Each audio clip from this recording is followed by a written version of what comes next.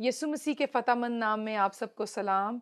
मेरे लिए ये इंतहाई खुशी की बात है कि मैं और मेरी फ्रेंड्स ख़वातीन बाइबल के एक नए एपिसोड के साथ आज आपके सामने मौजूद हैं। उम्मीद करती हूँ कि आपके घराने खैरियत से होंगे और आपने अपनी बाइबल अपने करीब रखी होगी ताकि हम मिलकर आज एक नए किरदार के बारे में सीख सकें। मगर ज़रूरी है कि मेरी फ्रेंड्स खुद को इंट्रोड्यूस करें और मेरा नाम रितमा ख़याम है। बहुत शुक्रिया। अन्ना मनीष पॉल। रुजला डेविड। हुरमा अजीम। हम आज मिलकर नए अहदनामे में से एक नए किरदार पर बात करेंगे। किस तरह मसीह ने उसकी ज़िंदगी में काम किया, किस तरह से उसकी ज़िंदगी मसीह के आने से बदल गई और हम उससे क्या रहनुमाई हासिल करते हैं। सो लेडीज़, रवायत को बरकरार रखेंगे, बिल्कुल नहीं तोड़ेंगे। क्या आप गेस कर सकती हैं कौन सी खातून हो सकती है जो एक लंबे अरसे से बीमार थी और इसकी खूबसूरती ये है इस मौजज़े की कि इस औरत की मसीह के साथ कोई कन्वर्सेशन नहीं है। मेरा ख्याल है ये तो एक वही वाक़या है जो सब्बत के दिन हुआ है, सब्बत मुझे के दिन लगता हुआ है, है, क्योंकि मगर वहाँ पे क्या इकट्ठे हुआ? थे सब। कुबड़ी औरत को जब हाँ, शिफा मिली। जी हाँ, ये बहुत ज़रूरी है कि आप कलाम मुक़द्दस को हमारे साथ खोलें ताकि हम मिलकर इस किरदार को डिस्कस कर सकें, इसकी ज़िंदगी के पहलुओं पर गौर कर सकें और अपनी रहनुमाई के लिए सीख सकें।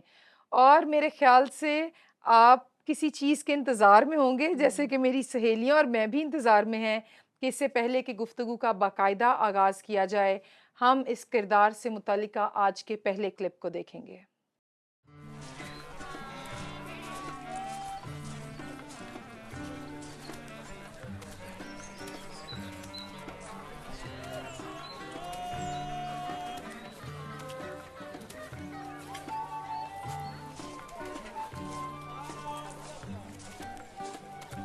खाला रफ़ा, खाला रफ़ा, आपके साथ जो हुआ वो जानकर मैं बहुत खुश हूँ। तुम इबादत गाह में थी और तुमने देखा? नहीं, मैं उधर नहीं थी। सब लोग उसकी बात कर रहे हैं जो आपको शिफा मिली। 18 साल बाद मैं अपने घर का रास्ता देखकर वापस आई हूँ। 18 साल? मैं भी 18 साल की हूँ। इसका मतलब जब से मैं इस दुनिया में आई। ये बीमारी मेरी कमर में थी, उसने मुझे शिफा दे दी। खाला, आप तो जवान लग रही हैं। हाँ, मुझे अब इस छड़ी की भी जरूरत नहीं। मुझे शिफा मिल चुकी है, मेरे बस में नहीं था। सही कहा आप। तुम कौन हो? मैं नईमा हूँ। मैं आपकी गली में 3 घर छोड़कर रहती हूँ। मुझे माफ करना। किस कदर ये खातून जोश से भरी है, उसकी ज़िंदगी का तो व्यू पॉइंट लिटरली चेंज हो गया है। हाँ, ये व्यू पॉइंट वाली आपने बात बड़ी खूबसूरत कही। उसका पहले व्यू पॉइंट जो है वो बिल्कुल फ्लोर था, फर्श था, उसके अलावा वो कुछ नहीं देख सकती थी। और बाद में उसका व्यू पॉइंट बिल्कुल सीन डिफरेंट है, अब वो नज़र उठा के सब कुछ देख सकती है। बिल्कुल। और उसकी बॉडी लैंग्वेज ही चेंज हो गई है। किस तरह से वो अगर शायद बात ना भी करे तो इंसान बता सकता है कि ये खातून आज बड़ी खुश नज़र आ रही है। बिल्कुल। और हम बात करें बीमारी की या मफलूज होने की, तो जब आप उससे ठीक होते हैं, तंदुरुस्त होते हैं, तो आप कितनी खुश होते हैं।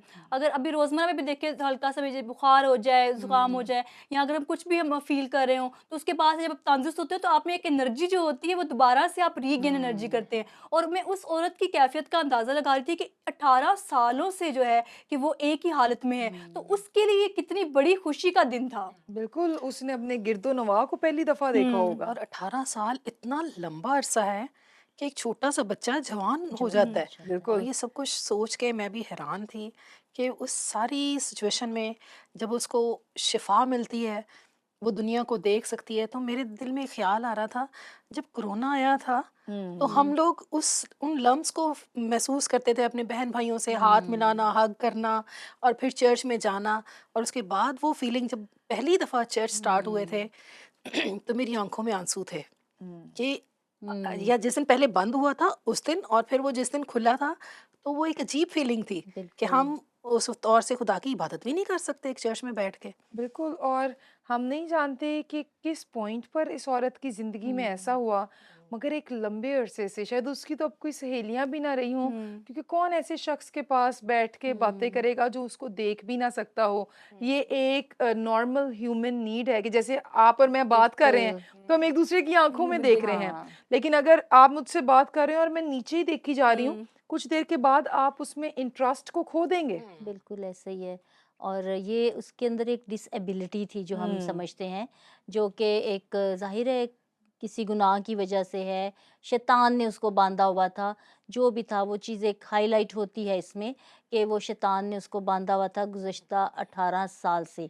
हमें अपनी ज़िंदगियों पर नज़र करने की ज़रूरत है कि बिल्कुल। कहीं हमारे अंदर भी किसी किस्म की डिसेबिलिटी, ज़रूरी नहीं जिस्मानी हो कि जो दूसरों को नज़र आए, और बड़ी तरह की डिसेबिलिटीज़ हो सकती हैं।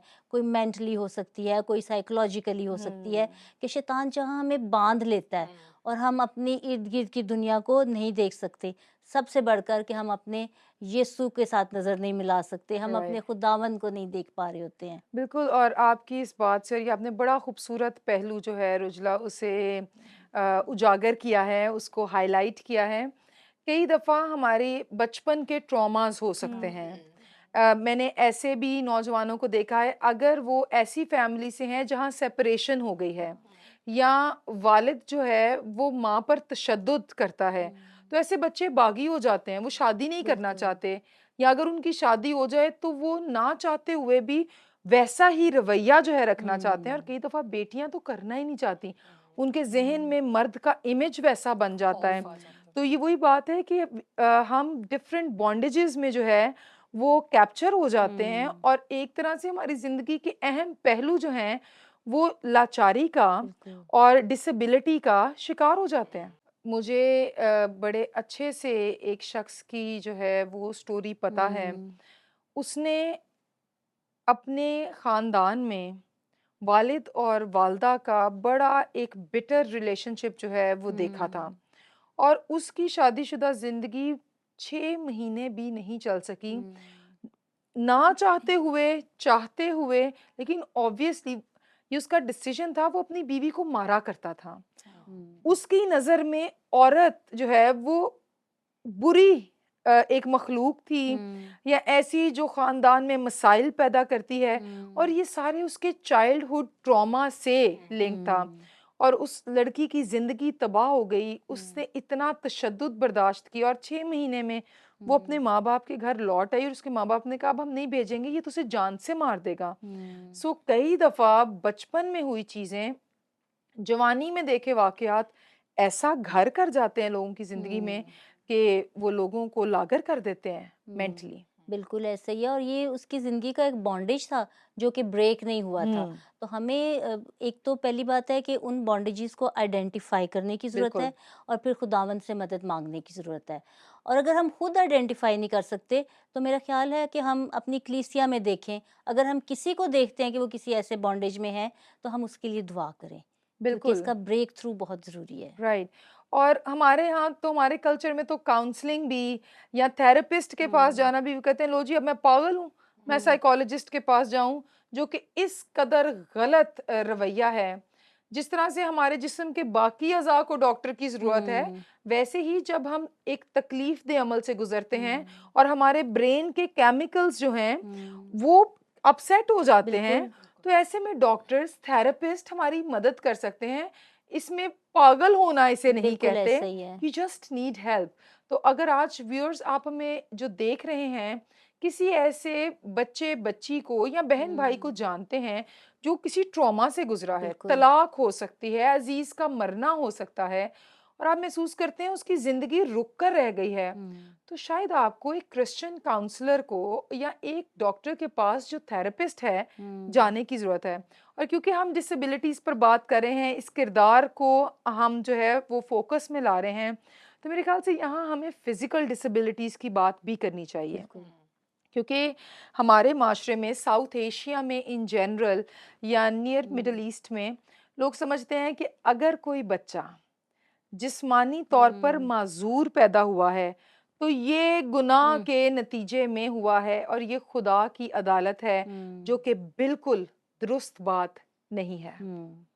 क्या आप अपने इर्द-गिर्द इस रवैये का सामना करते हैं? मुझे इस चीज़ का एक्सपीरियंस करना पड़ा जब मेरी बेटी पैदा होने वाली थी, तो मेरे हस्बैंड वहाँ पे एक स्पेशल एजुकेशन में प्रिंसिपल, स्कूल में प्रिंसिपल थे। तो मैं भी घर में फ़ारिग थी, तो मैंने सोचा मैं भी आपके साथ चली जाया करूँगी, अपना थोड़ा टाइम मेरा भी गुज़र जाएगा। तो मुझे कुछ लोगों ने इस बात के लिए रोका कि आप तो इस हालत में हैं, आपको नहीं जाना चाहिए, वहाँ पे ऐसे बच्चे हैं और आपको भी ऐसा खुदा ना करे कि ऐसा आपके बेबी पर असर हो सकता है। तो मुझे ये बात थोड़ी अजीब लगी। मैंने कहा मेरे दिल को ना इस बात से कोई वो नहीं हो रहा कि मैं, अगर खुदा की मर्ज़ी होगी तो वो मुझे जो मैंने सोचा है या जो उसकी मर्ज़ी है वो वैसा ही होगा। अगर मैं वहाँ जाऊँगी या ना जाऊँगी तब भी वो ऐसा ही होगा। बिल्कुल। और ये देखें कि कैसी बेवकूफ़ाना सोच जी, है। आई एम बिल्कुल सो ऐसा ही सॉरी है। टू से दिस। क्या जब हम किसी बीमार की हुँ, तीमारदारी करने हॉस्पिटल जाते हैं, हुँ, तो क्या हम वैसे हो जाते हैं? या अगर एक औरत हामला है, तो क्या उसके बच्चे को हेपेटाइटिस हो जाएगा अगर वो किसी हेपेटाइटिस हुँ, वाले का पता करने गई है? क्या कैंसर हो जाएगा हुँ, अगर वो कैंसर का पता करने गई है? तो एक बच्चे की डिसेबिलिटी हुँ, कैसे आपके बच्चे को जो है वो असरअंदाज कर हुँ, सकती है? ये एक बड़ी अच्छी मिसाल अनम आपने शेयर की है। हुँ। ये हमारा टिपिकल माइंडसेट है हाँ जी, सोसाइटी का। बिल्कुल सही कह रही हैं। और ये मतलब एहतियात अपनी जगह है, एहतियात ज़रूर इंसान करता है, लेकिन इस थॉट के साथ जीना या दूसरों को कन्विंस करना कि आपके देखने से ही ऐसे हो जाएगा, मेरा ख़्याल है ये गलत बात है। और राइट। फिर हमारा ईमान कहाँ जाता है? वो हाँ, बातें कहाँ जाती हैं जब हम यीशु के लहू में सब चीज़ों को कवर करते हैं, बिल्कुल। वो अपनी जगह है। और ये जो माज़ूरी है, ये कोई कंटेजियस बीमारी नहीं जी, होती। वही। कंटेजियस बीमारी से मुराद कि जो एक से दूसरे को लग जाती है, हुँ, जैसे कि हेपेटाइटिस। तो हुँ, माज़ूर शख्स जो है, उसकी माज़ूरी कैसे मुंतकिल हो सकती है? हुँ, मेरे ख़्याल से आज 2024 में हुँ, हमें इन बातों से निकलने की ज़रूरत निकलना है। चाहिए। दुनिया में प्रोग्राम्स होते हैं और उनको तो वो डिसेबल भी नहीं कहते, चिल्ड्रन विद स्पेशल नीड्स या special. People with hmm, special needs, कि ये लोग ऐसे हैं जिन्हें ख़ास ज़रूरत है हुँ, ज़िंदगी में, और हमने उनको कैसे कॉर्नर किया हुआ है। हुँ। हमारे तो चर्चेज़ में रैंप्स नहीं होते कई दफ़ा हाँ जी, कि बिल्कुल। अगर कोई शख्स विद स्पेशल नीड्स आ जाए, कोई व्हीलचेयर पर है, हुँ, तो वो व्हीलचेयर चर्च के अंदर कैसे कैसे आएगी? जाएगी? हुरमा, क्या ख़्याल है? जैसे अब सब जो है अपने शेयर कर रहे हैं थॉट्स, तो मेरे ज़हन में एक वाक़या आ रहा है, किसी ने मेरे साथ शेयर किया।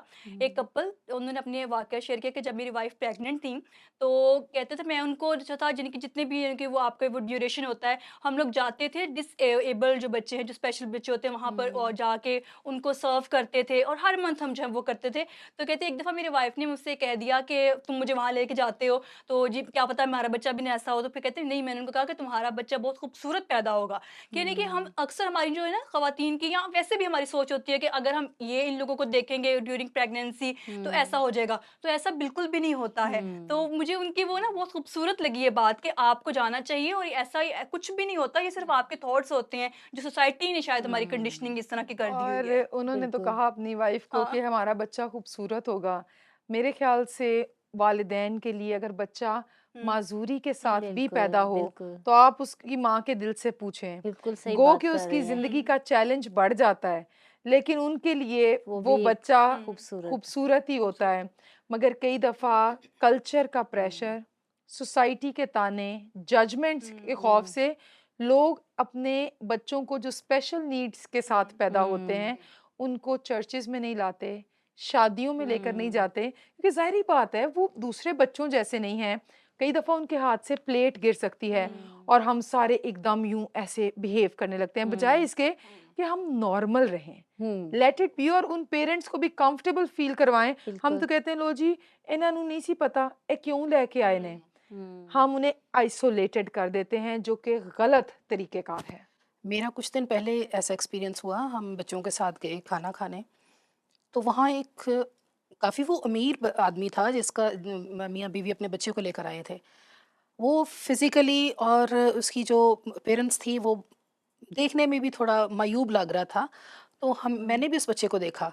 मैंने वहाँ देखा कि ये इस हालत में भी उस बच्चे को चूम-चाट रहे हैं और प्यार हुँ, कर रहे हैं। बिल्कुल। यहाँ पे अगर कोई गरीब वालिदैन होता, तो उसके बच्चे को क्या ऐसी वो प्रेफ़रेंस नहीं मिलनी थी, वैसा प्यार नहीं मिलना था। वो लोग झिझकते हैं, हम नहीं इनको लेके जाएँगे, वो ये चीज़ें भी जो है ना वो आप ज़िंदगी में एक बिल्कुल।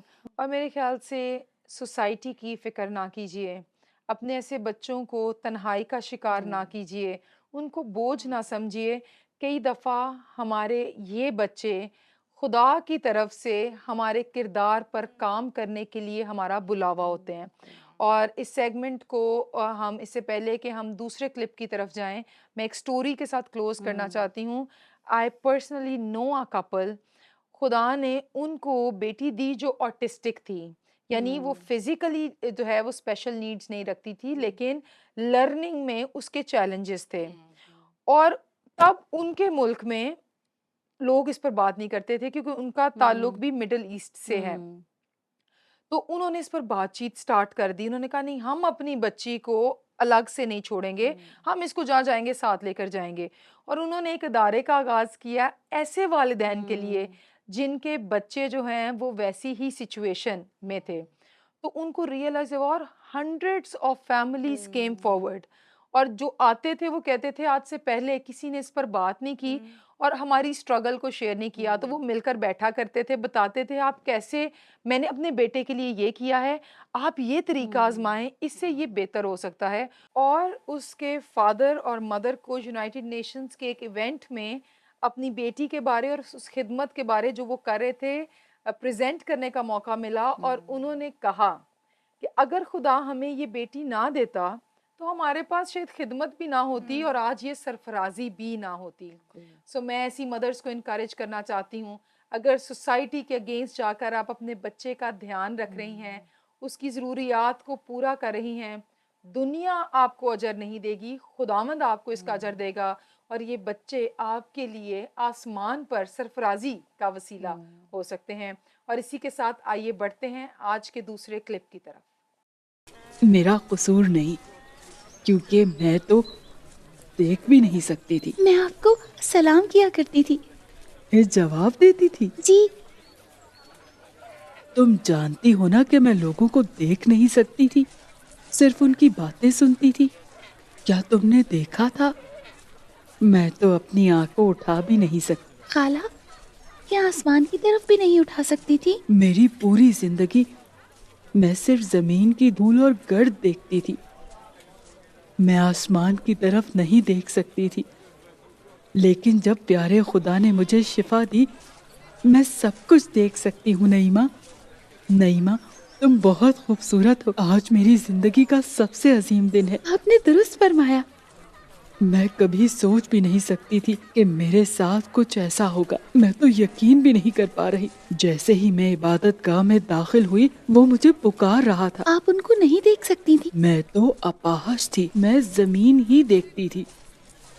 मैंने उसकी आवाज सुनी और उसने कहा, उसने क्या कहा आपसे?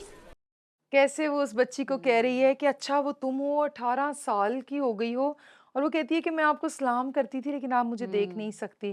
क्या आप आसमान को भी नहीं देख सकती थी? तो कहती है सारी ज़िंदगी मैंने तो ज़मीन की धूल को देखा है। ये कैसे उसके अंदर के दर्द की जो है वो अक्कासी करती है। और अनम, आप किसी का ज़िक्र कर रही थीं। जी, मैंने भी एक बच्ची को देखा कि जो एक ख़ानदान में डिसेबल बच्ची थी, और जब मैं और मेरे हस्बैंड वहाँ पे पहुँचे और हमने देखा, क्योंकि वो उनकी स्टूडेंट थी तो उनको मिलने गए, तो बात पता चली कि बच्ची कहाँ है। तो बच्ची को एक रस्सी के साथ बांधा हुआ था और एक बाउंड्री तक उनको फिक्स किया था रोप के साथ, कि बस ये यहाँ तक ही मूव कर सकती है, घर से बाहर ना निकल जाए।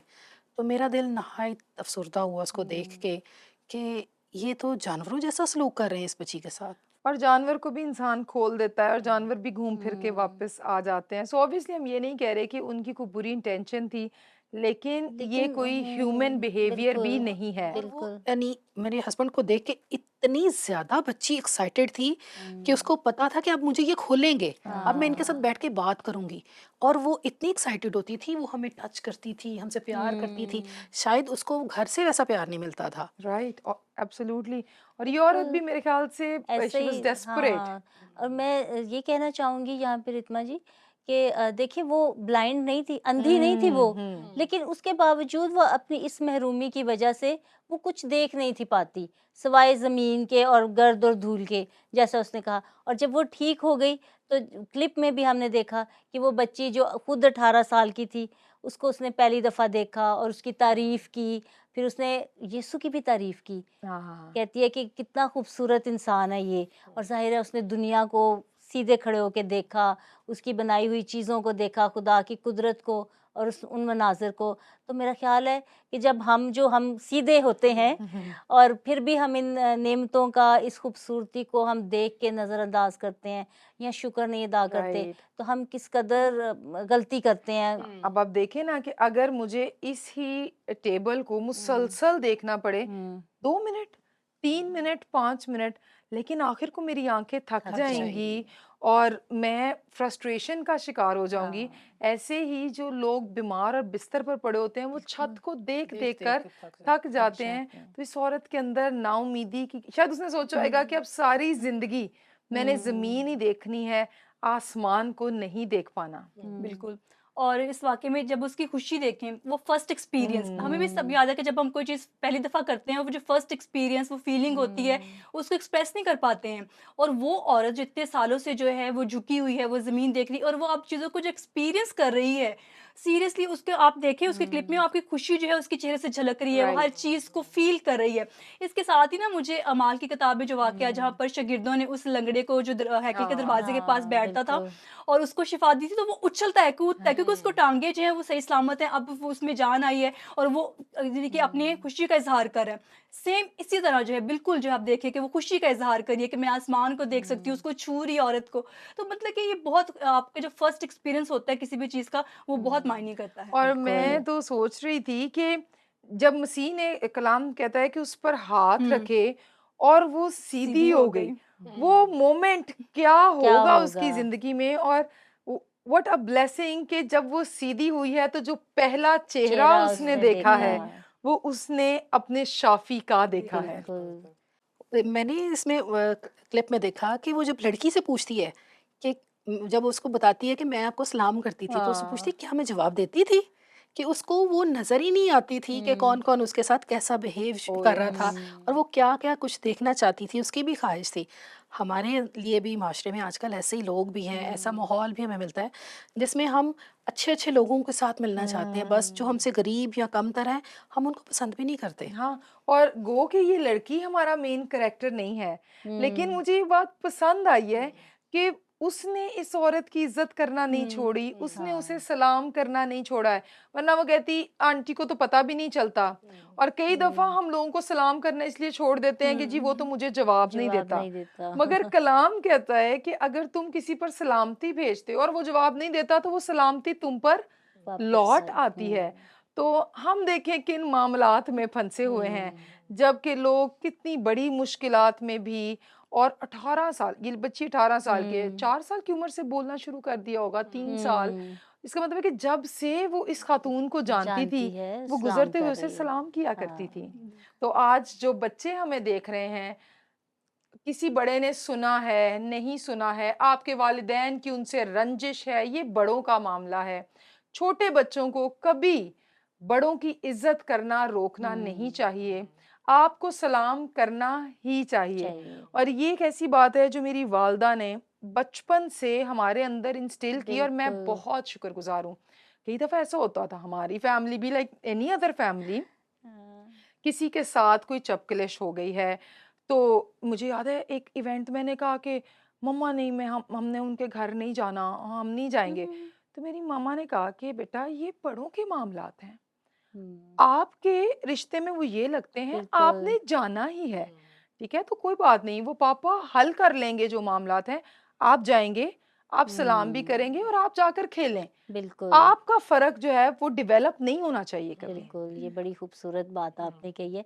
ये वालिदैन को इसके ऊपर बड़ा मैं समझती हूँ कि तालीम देने की हुँ। ज़रूरत है, डिसिप्लिन करने की ज़रूरत है बच्चों को कि चलें बड़ों के बीच में कोई ना कोई बात आ जाती है, लेकिन बच्चों को ये बताना चाहिए कि भई आप इसमें बढ़ें। बिल्कुल, क्योंकि आप बाद में ठीक हो जाते हैं, लेकिन हुँ, बच्चे का दिल ऐसा होता है, वो तो वो तो नरम एक पौधे की तरह है। हाँ, आपने जब नफ़रत में मोड़ दिया है, तो हाँ। शायद वो कभी दोबारा सही ना हो और हमेशा उसको वही ख़्याल आते एक रहें। बिल्कुल क्लीन स्लेट होती है ना बच्चे की, जो लिख हाँ, दिया वही रह जाना है प्रिंट। बिल्कुल।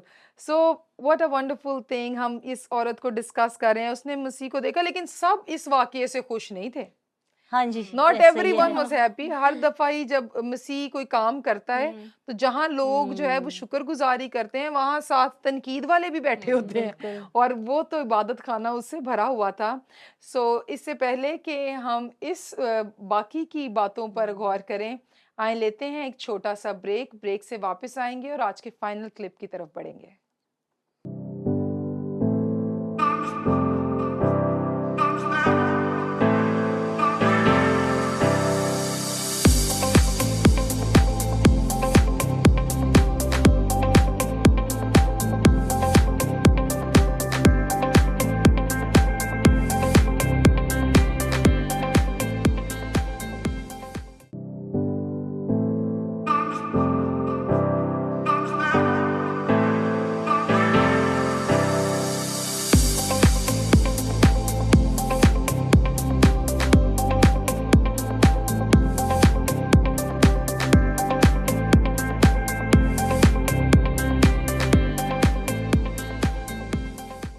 ए औरत, तू अपनी कमजोरी से आजाद है। उसने मेरी कमर पे हाथ रखा और मैं सीधी हो गई। वो खूबसूरत था, मैंने उसको देखा। नईमा वो खूबसूरत है। मुझे बताओ, कौन कौन लोग मुझे सलाम करते थे जब मैं देख नहीं सकती थी?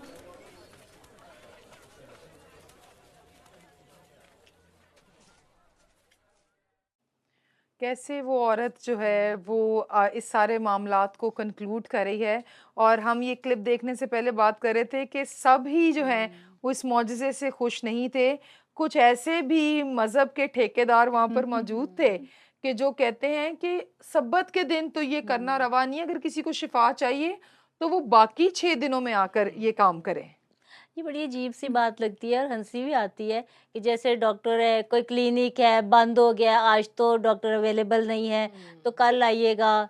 इस तरह की बातें बड़ी अजीब लगती हैं और हंसी भी आती है इन बातों पे। लेकिन हम देखते हैं कि उसको इबादत खाने के अंदर शिफा मिली है और दूसरे लोगों को इस पे बात करने का मौका भी मिला। बिल्कुल। जी, क्योंकि वो जो लोग थे मज़हबी रहनुमा वो बहुत सख्ती के साथ जो है असूलों पे शरीयत के असूलों को बात की जाए और जब हम इसको पढ़ते हैं कि कितनी सख्ती के साथ वो उसको जो है अपनाते थे और दूसरों से भी तवक्को रखते थे कि वो भी जो है इन असूलों को जो है उन पर अमल पैरा हों।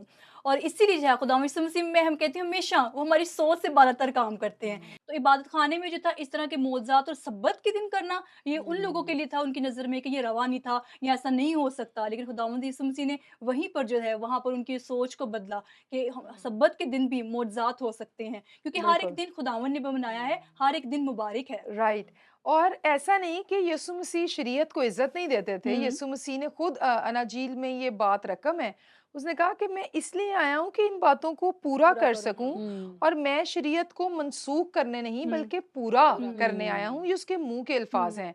मगर प्रॉब्लम शरीयत नहीं है, प्रॉब्लम यीशु मसीह का काम करना हुँ, नहीं, बल्कि उसके जो स्टैंडर्ड्स उन्होंने दुनिया के हुँ, मुताबिक इतने सख्त कर दिए थे हुँ, कि वो लोगों के लिए उसका बोझ उठाना हुँ, मज़हब का मुश्किल हो गया था। हुँ, और इसीलिए मसीह ने कहा कि मेरा जुआ नरम है, हुँ, और जो बोझ से थका हुआ शख्स है वो मेरे पास आए। तो जिस बोझ की मसीह बात कर रहा है वो ये मज़हब का बोझ ही है।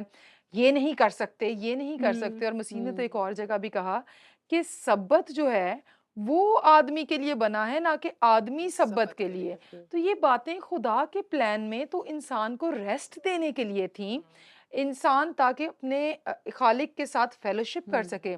मगर उन्होंने तो सब्बत को ऐसे ऐसे ऐसे ये नहीं करना, ऐसा बना दिया था। और मेरे ख्याल से हम इस पर बात कर सकते हैं, इस औरत के लिए ये दिन कैसे फर्क होता अगर वो शिफा ना पाती। उस वो हुँ, तो 18 साल से जो है वो बेआराम थी।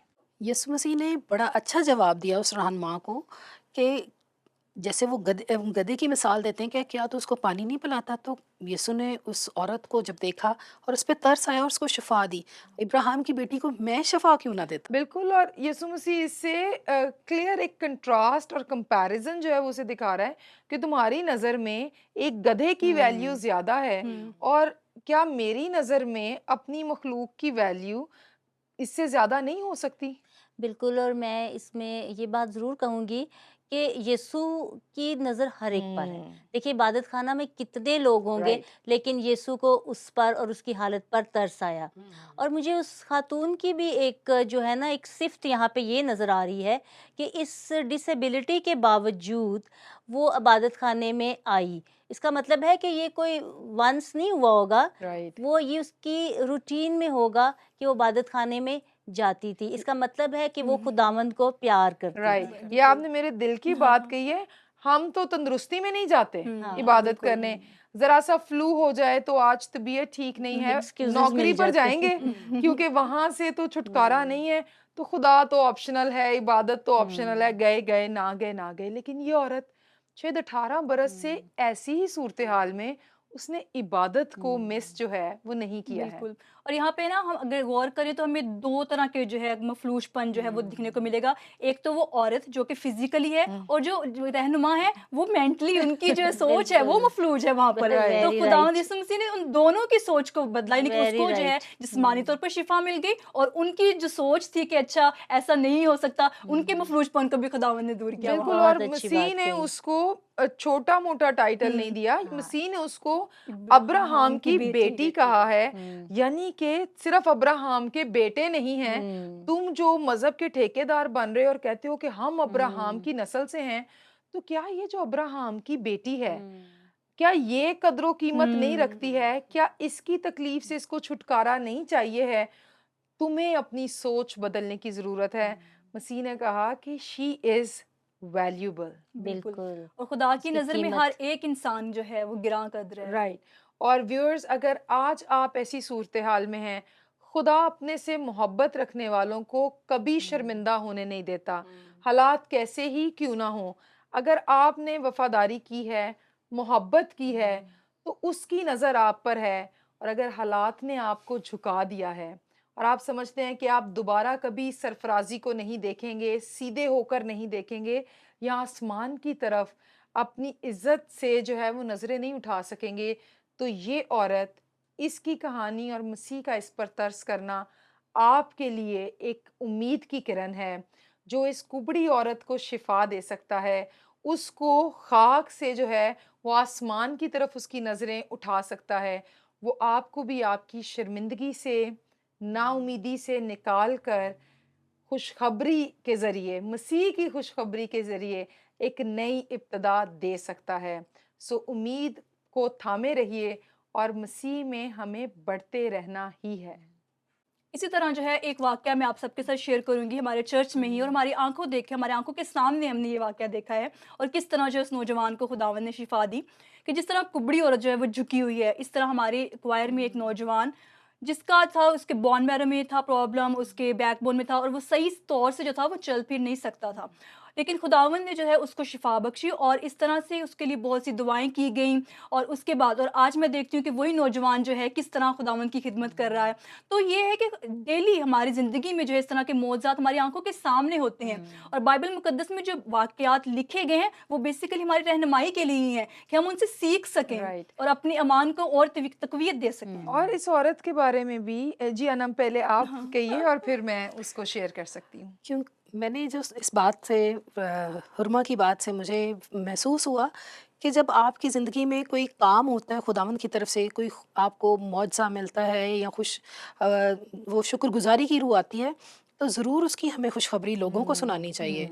जैसे कुबड़ी औरत की हमें मिसाल मिलती है, और हम उसको देखते हैं कि जब वो ये सब कुछ शिफा पा गई, तो उसने कैसे खुशी से सबको बता रही थी, उसकी खुशी की इंतहा नहीं थी। उस तो हमें खुशी भी ये शुक्रगुज़ारी की हुँ, रूह के साथ ये खुशखबरी आगे उस फैलानी है। खुशी में उसने कैसे अपनी छड़ी भी फेंक दी फेंक दी कि अब कि तो अब तो मुझे मुझे इसकी इसकी भी भी ज़रूरत ज़रूरत नहीं, नहीं है। राइट। जो और पहले उसकी मोहताज थी उस छड़ी बिल्कुल। की।